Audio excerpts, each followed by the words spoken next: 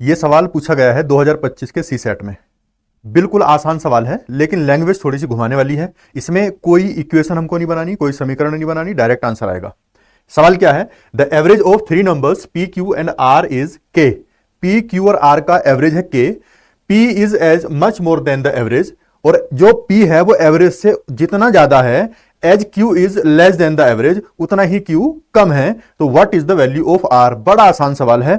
उसने बोला कि के जो है ना, के, ये पी से, सॉरी, पी जितना ज्यादा है के से, इस के से पी जितना ज्यादा है, क्यू उतना ही कम है, क्यू उतना ही कम है।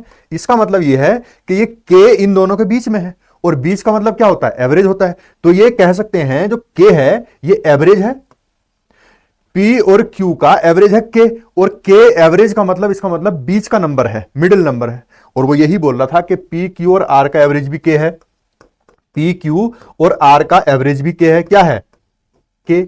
अब मेरी बात सुनो, आपको ध्यान होगा, जब भी कोई नंबर ऐड हो जाए और एवरेज पे फर्क ना पड़े, इसका मतलब उस नंबर का एवरेज भी के होता, उसका एवरेज भी सेम होता है।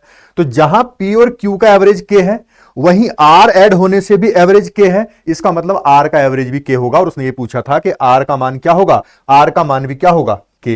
एकदम आसान सवाल है, पेन भी नहीं उठाना था, कोई जरूरत नहीं थी इसमें। सिर्फ पढ़ के हमको पता लग रहा है पी क्यू आर का एवरेज के है, वहीं पी और क्यू का एवरेज भी के बन रहा है, इसका मतलब आर भी वैल्यू कितनी होगी? के होगी। एकदम आसान सवाल है, देखते ही इसमें आंसर लगा सकते थे। आंसर आएगा इसका ए।